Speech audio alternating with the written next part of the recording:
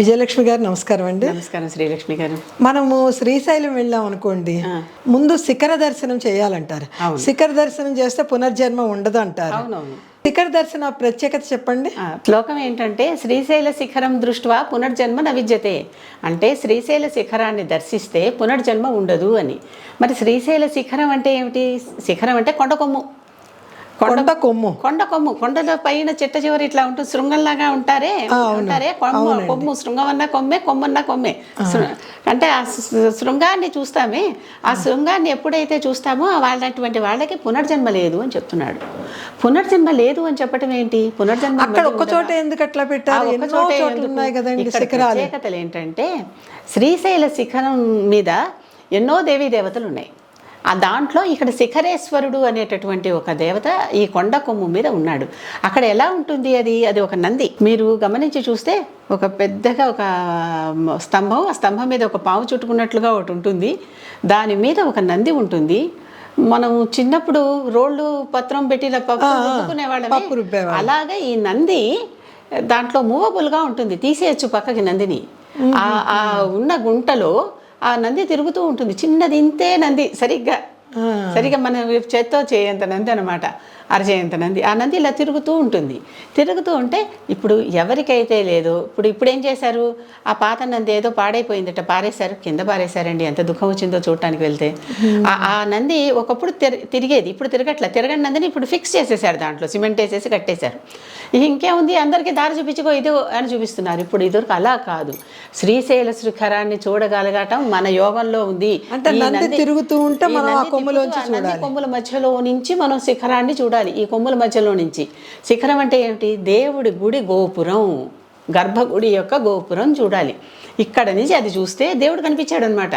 అంటే దేవుడిని మీరు సాధించి వెతికి మీరు పరిశ్రమించి ఆ నందిని పూర్తిగా ఆ లొకేషన్ వైపుకు తిప్పుకుని ఇప్పుడేమో అక్కడ చక్కగా ఏవో ఒక లింగాకారం ఒకటి పెట్టి దానికి ఒక త్రిశూలం అన్నీ పెట్టేసి, అడ్డనామాలు త్రిశూలం అన్ని పెట్టి ఇదిగో ఇక్కడే అని చూపించేసేస్తున్నారు ఇండైరెక్ట్గా.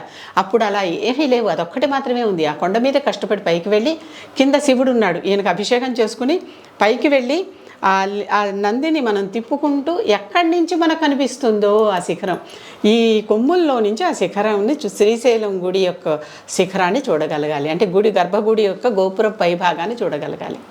ఆ గోపుర పైభాగాన్ని ఎవడైతే చూడగలుగుతాడో అంత చక్కగా శ్రద్ధగా, మరి ఎంత శ్రద్ధ లేకపోతే ఎంత కంటి చూపు అన్నీ, అంటే మంచిగా వయసులో ఉన్నప్పుడు వెళ్ళమంటున్నాడు ఒక రకంగా. అక్కడికి వెళ్ళి దాన్ని తిప్పుకుని ఆ యాంగిల్లో పెట్టుకుని అక్కడి నుంచి చూస్తే మరి మనం సాధించాం కదండి, మనమే వెతికి పట్టుకున్నాం కదా. కనుక అటువంటి వాడికి, అంత శ్రద్ధాభక్తి ఉన్నవాడికి అని చెప్తున్నాడు. ఇప్పుడు అందరూ పోయి ఇక్కడి నుంచి ఒక యారో వేస్తాను, ఆ యారో చివరికి చూడు అక్కడ కనిపించేస్తుంది అంటే అలా చూసేసిన వాళ్ళందరికీ అని అర్థం అవునో కదా మరి నాకు తెలియదు. మరి ఎవ్రీథింగ్ మేడ్ ఈజీ సిరీస్ కింద ఇది కూడా అలా మేడ్ ఈజీ చేసేసారేమో. ఆ నంది అలా తిరిగేది. ఆ నంది అలా తిరగటానికి లూబ్రికెంట్ కావాలి కదా. కింద తెల్లతండులాలు అమ్మేవాళ్ళు. తెల్లతండులాలు అంటే నువ్వులు బియ్యము. ఈ నువ్వులు బియ్యం అమ్మితే ఇవి చెక్క ప్యాకెట్లు కట్టి ఇంతంత ప్యాకెట్లు అమ్మేవాళ్ళు.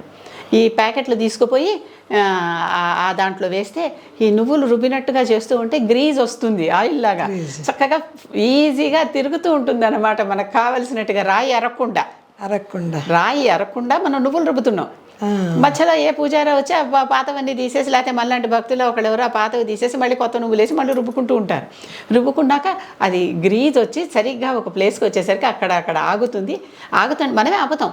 ఆపి దాని నుంచి శిఖరం చూడటం, అది అసలైన పర్పస్. దానికి శ్రద్ధ భక్తితో పని చేసుకొని ఆ పైగా తీసుకెళ్ళి అక్కడ రాయి పాడైపోకుండా తెల్లతండులాలు వేసి చక్కగా రుబ్బి ఆయిల్ కదండి అవి అమ్ముతారు, కింద అమ్మేవాళ్ళు ఆ రోజుల్లో. మరి ఇప్పుడు ఫిక్సింగ్గా చేసేసరికి ఇంకా నువ్వులే ఉంది, ఏముంది, ఏమీ లేవు.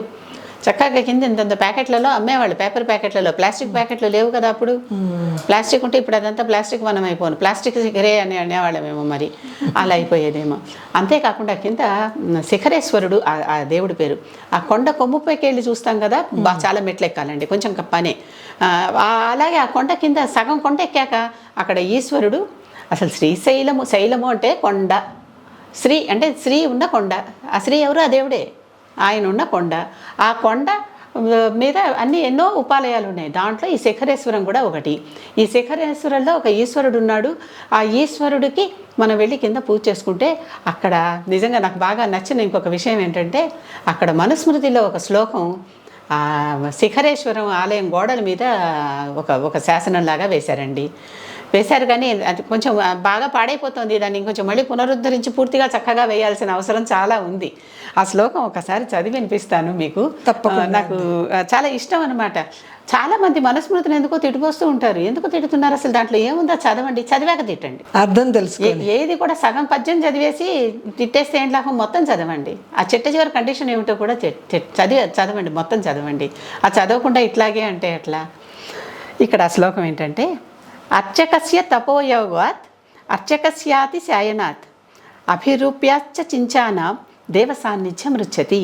దేవ సాన్నిధ్యం అక్కడ కలుగుతుందిట. దేవుడు ఉంటాడనే కదా దేవాలయాలకు వెళ్తున్నాం. ఎందుకు దేవాలయాలకు వెళ్తున్నాం?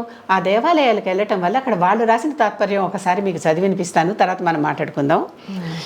అర్చకుని యొక్క తపస్సు, యోగము, వినయము, భక్తి ప్రపత్తులు, ఆచారము, మంత్ర సౌష్ఠవముల వలన దేవతా విగ్రహములు దైవ సాన్నిధ్య శక్తి కలిగి, ఈ దైవ సాన్నిధ్య శక్తికి కొటేషన్స్లో పెట్టారు మళ్ళీ, కలిగి లోకానుగ్రహమును కరుణించగలవు మనుస్మృతి అని రాశారు.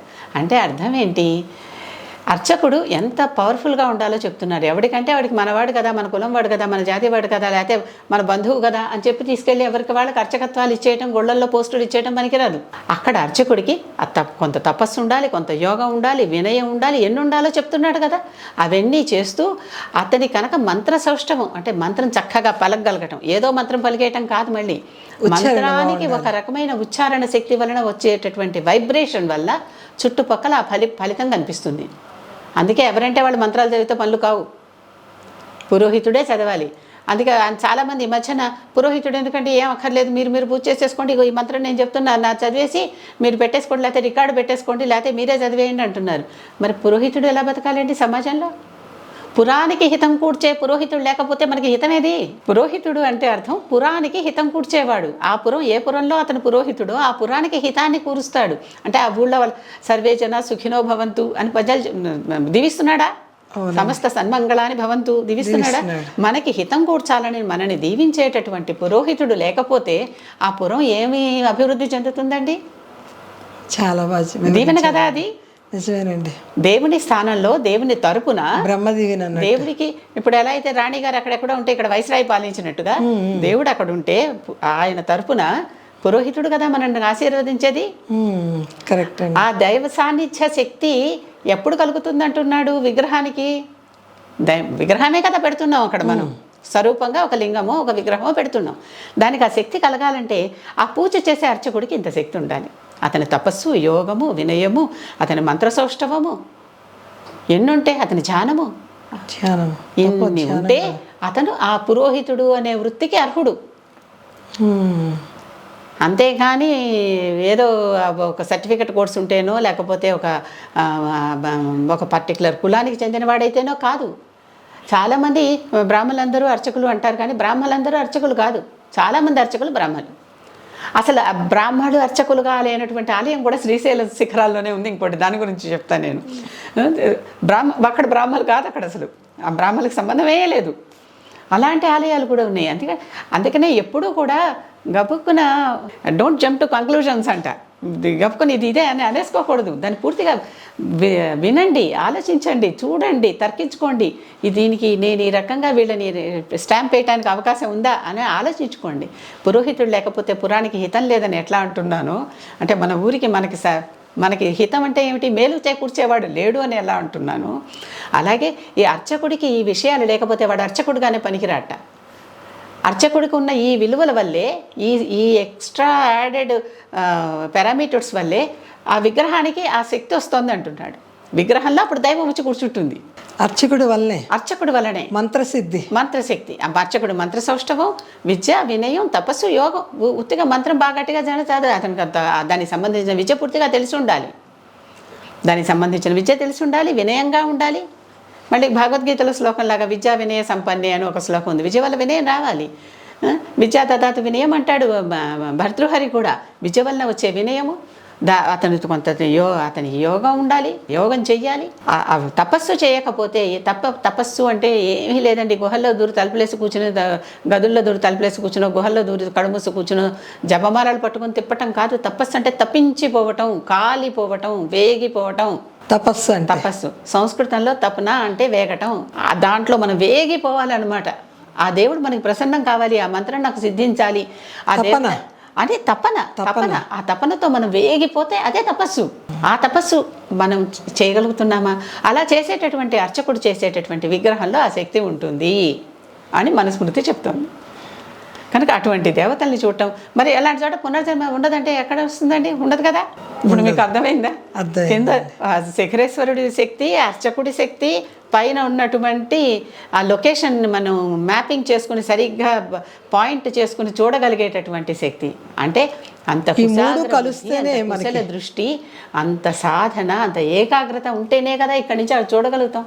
అవునండి. అర్జునుడు ఎలా అయితే చెట్టు మీద పక్షి కన్నొక్కటే చూశాడో, ఇక్కడ శిఖరం మీదకి వెళ్ళాక ఆ నంది కొమ్ముల మధ్యలో నుంచి ఆ శ్రీశైల శిఖరం గోపురం యొక్క గర్భగుడి యొక్క గోపురం మాత్రమే కనిపించాలి మనకి. అంత ఏకాగ్రతతో ఉంటే ఇంకా దేవుడు మన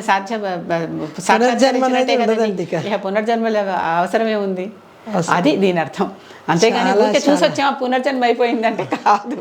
చాలా చాలా బాగా వివరించారండి.